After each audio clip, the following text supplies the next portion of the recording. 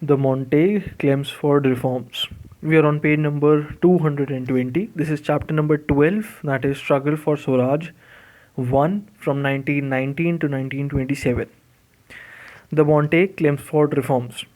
In 1918, Edwin Montagu, the Secretary of State, and Lord Chelmsford, the Viceroy, produced their scheme of constitutional reforms which led to the enactment of the Government of India Act 1919. The provincial legislative councils were enlarged and the majority of their members were to be elected.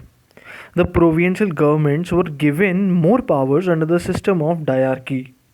Under this system, some subjects such as finance, law and order were called as reserved subjects and remained under the direct control of the governor.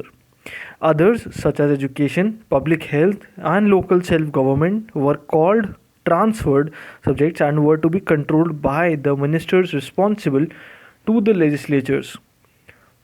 This also meant that while some of the spending departments were transferred, the governor retained complete control over the finances.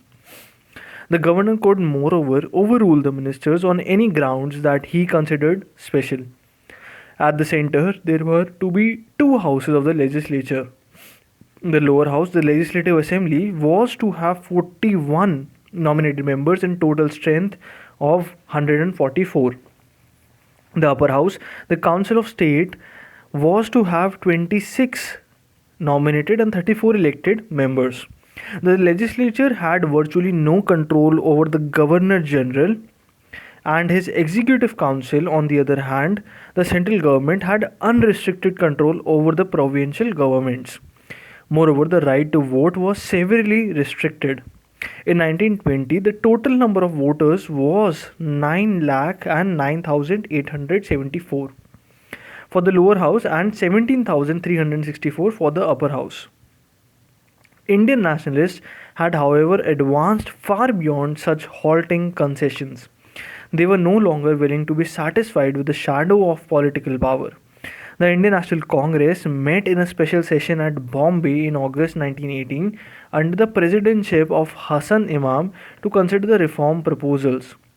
It condemned them as disappointing and unsatisfactory and demanded effective self-government instead. Some of the veteran Congress leaders led by Surendranath Banerjee were in favor of accepting the government proposals. They left the Congress at this time and founded the Indian Liberal Federation.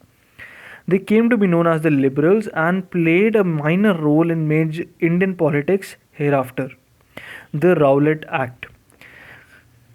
While trying to appease Indians, the government of India was ready with repression. Throughout war, repression of nationalists had continued. The terrorists and revolutionaries had been hunted down, hanged and imprisoned. Many of the nationalists such as Abul Kalam Azad had been also kept behind bars. The government now decided to arm itself with more far-reaching powers, which went against the accepted principles of rule of law. To be able to suppress these nationalists who would refuse to be satisfied with the with the official reforms. In March 1919, it passed the Rowlatt Act. Even though every single Indian member of the Central Legislative Council opposed it, this act authorized the government to imprison any person without trial and conviction in a court of law.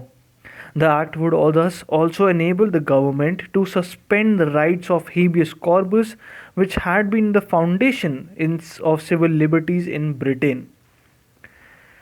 Thank you, everyone. In the next part, we'll start with Mahatma Gandhi assumes leadership. That is the last paragraph on chapter number 221. Thank you for tuning in and staying this long. We will continue in the next video far ahead. Thank you, all the best, and do share and subscribe the channel.